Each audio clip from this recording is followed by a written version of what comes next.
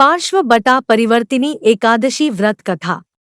हिंदू पंचांग के अंतर्गत प्रत्येक माह की 11वीं तिथि को एकादशी कहा जाता है।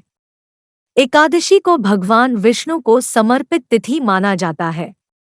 एक महीने में 2 पक्ष होने के कारण 2 एकादशी होती है, एक शुक्ल पक्ष में तथा दूसरी कृष्ण पक्ष में। इस प्रकार वर्ष में कम से कम 24 एकादशी हो सकती हैं, परंतु अधिक मास की स्थिति में यह संख्या 26 भी हो सकती है। एकादशी के व्रत का संबंध 3 दिनों की दिनचर्या से है। भक्त उपवास के दिन से एक दिन पहले दोपहर में भोजन लेने के उपरांत शाम का भोजन नहीं ग्रहण करते हैं, ताकि यह सुनिश्चित हो सके कि अगले दिन पेट में कोई अवशिष्ट भोजन न बचा रहे। भक्त एकादशी के दिन उपवास के नियमों का कड़ाई से पालन करते हैं तथा अगले दिन सूर्योदय के बाद ही उपवास समापन करते हैं। एकादशी व्रत के दौरान सभी प्रकार के अनाज का सेवन वर्जित होता है।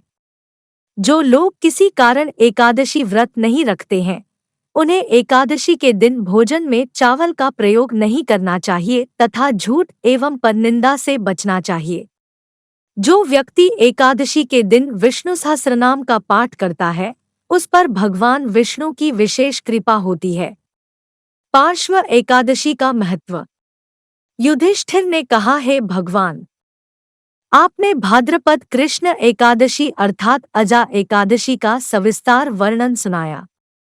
अब आप कृपा करके मुझे भाद्रपद शुक्ल एकादशी का क्या नाम, इसकी विधि तथा इसका महात्म्य कहिए।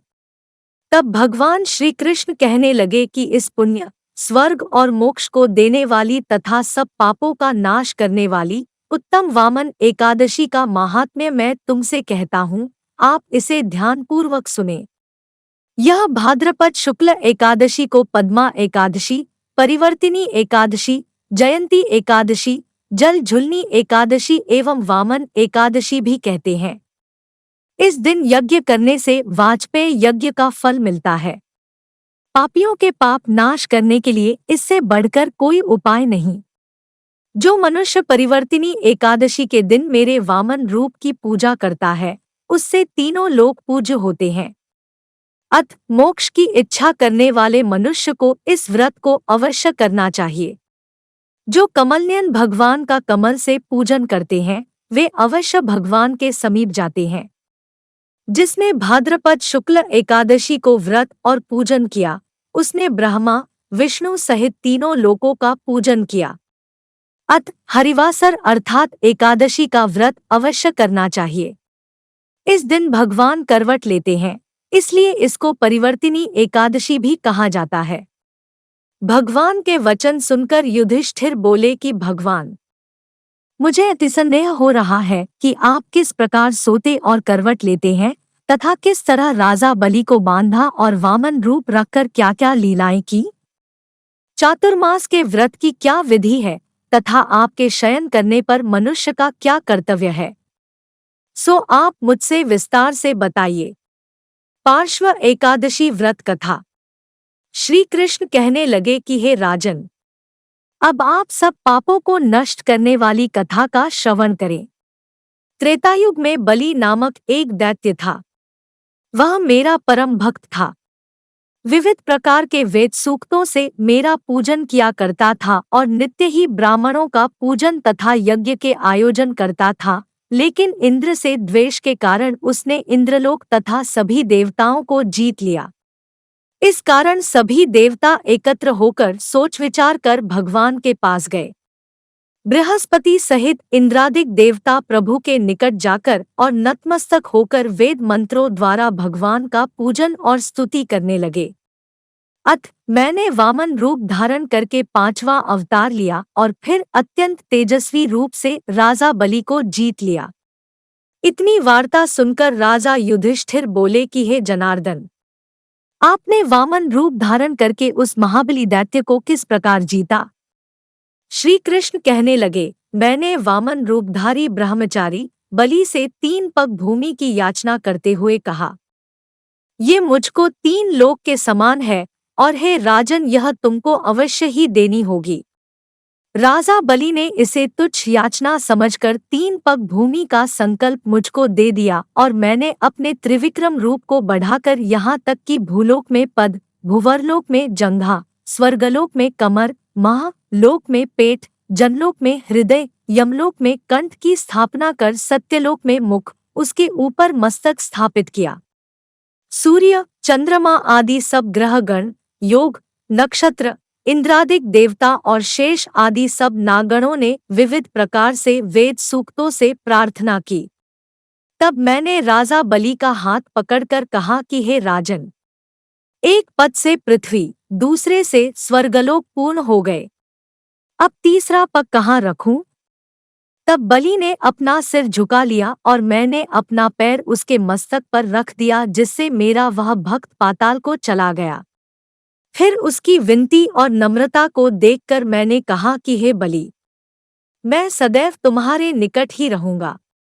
विरोचन पुत्र बलि से कहने पर भाद्रपद शुक्ल एकादशी के दिन बलि के आश्रम पर मेरी मूर्ति स्थापित हुई। इसी प्रकार दूसरी क्षीरसागर में शेषनाग के पष्ठ पर हुई। हे राजन, इस एकादशी को भगवान शयन करते हुए करवट लेते हैं, इसलिए तीनों लोकों के स्वामी भगवान विष्णु का उस दिन पूजन करना चाहिए। इस दिन तांबा, चांदी, चावल और दही का दान करना उचित है। रात्रि को जागरण अवश्य करना चाहिए। जो विधिपूर्वक इस एकादशी का व्रत करते हैं, वे सब पापों से मुक्त होकर स्वर्ग में जाकर चंद्रमा के समान प्रकाशित होते हैं और यश पाते हैं। जो पापनाशक इस कथा को पढ़ते या सुनते हैं, उनको 1000 अश्वमेध यज्ञ का फल प्राप्त होता है। जय श्री हरि। एकादशी कब है? परिवर्तनी बटा पार्श्व एकादशी, स्थान नई दिल्ली। समर्थ सोमवार 25 सितंबर 2023। व्रत तोड़ने पारण का समय 26 सितंबर 2023 दोपहर के 1:25 से दोपहर के 3:49। वैष्णव बटा इस्कॉन बटा गौरिया मंगलवार 26 सितंबर 2023। व्रत तोड़ने पारण का समय 27 सितंबर 2023 सुबह के 6:12 से सुबह के 8:36। परिवर्तनी एकादशी का मुहूर्त। परिवर्तनी एकादशी तिथि 25 सितंबर 2023 सुबह के 7:55। 26 सितंबर 2023 सुबह के 5 बजे। परिवर्तनी एकादशी कब है? हर साल भाद्रपद मास के शुक्ल पक्ष की एकादशी तिथि को परिवर्तनी एकादशी के रूप में मनाया जाता है। इस साल यह एकादशी तिथि 2 दिन पड़ रहा है। भाद्रपद माह के शुक्ल पक्ष की एकादशी तिथि 25 सितंबर 2023 को सुबह 7:55 से शुरू होगी और 26 सितंबर 2023 को सुबह 5 बजे खत्म होगी। ऐसे में परिवर्तनी एकादशी व्रत 2 दिन यानी 25 सितंबर 2023 दिन सोमवार और 26 सितंबर 2023 दिन मंगलवार को रखा जाएगा। ज्योतिषाचार्य के अनुसार पार्श्व एकादशी व्रत 25 सितंबर 2023 दिन सोमवार के दिन रखा जाएगा। परिवर्तनी एकादशी व्रत पूजा विधि। एकादशी तिथि को सुबह स्नान आदि से निवृत्त हो जाएं। इसके बाद भगवान विष्णु का गंगा जल से अभिषेक करें। भगवान विष्णु को पुष्प और तुलसी दल अर्पित करें। अगर संभव हो तो इस दिन व्रत भी रखें। पूजा के बाद भगवान की आरती करें। इस पावन दिन भगवान विष्णु के साथ ही माता लक्ष्मी की पूजा भी करें। एकादशी व्रत पूजा की सामग्री।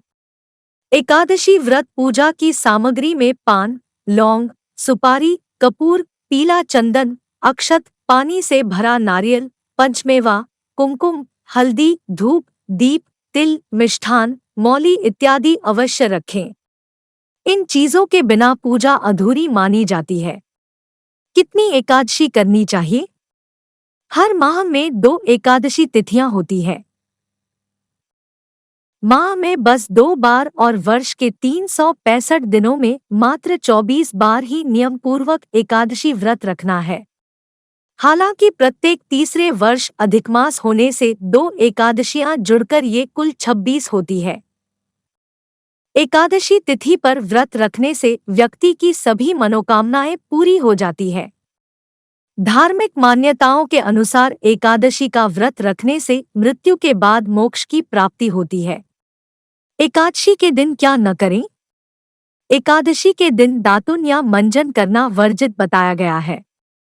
इसके साथ ही इस दिन क्रोध करना, झूठ बोलना, चुगली करना और दूसरों की बुराई करना, ऐसी चीजों से बचना चाहिए।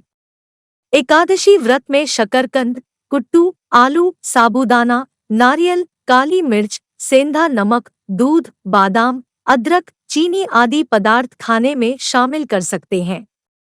एकादशी में कौन से भगवान की पूजा की जाती है? सनातन धर्म में निर्जला एकादशी व्रत को बहुत ही महत्वपूर्ण माना जाता है। यह व्रत भगवान विष्णु और माता लक्ष्मी पूजा के लिए रखा जाता है। एकादशी पर भगवान विष्णु और उनके अवतारों की विशेष पूजा, अभिषेक करने की परंपरा है। विष्णु जी के साथ देवी लक्ष्मी का अभिषेक करना चाहिए।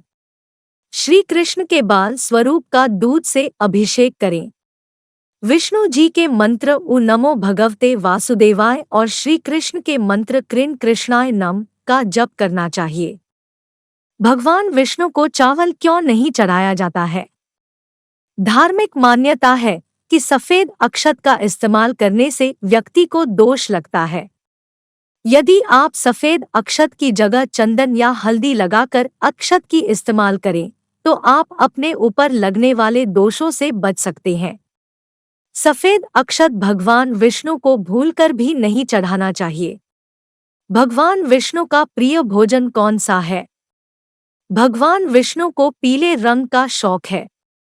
उन्हें मुनक्का, शहद, चना दाल और केले बहुत पसंद है। शिव के विपरीत जो योगी होने के कारण उन्हें जो कुछ भी अर्पित किया जाता है उससे संतुष्ट रहते हैं। भगवान विष्णु की पूजा विस्तृत भोजन के साथ की जाती है, जिसमें 56 प्रकार के पके और कच्चे खाद्य पदार्थ शामिल हो सकते हैं। भगवान विष्णु को भोग में क्या पसंद है? धार्मिक मान्यता है कि श्री हरि को जो व्यक्ति प्रेमपूर्वक गुड़ एवं चने की दाल का भोग लगाएगा उसकी सभी मनोकामनाएं पूर्ण होंगी। इसलिए सभी वैष्णव जन अपने आराध्य श्रीहरि विष्णु को गुड़ और चने की दाल का भोग लगाकर उनकी कृपा एवं आशीर्वाद प्राप्त करते हैं।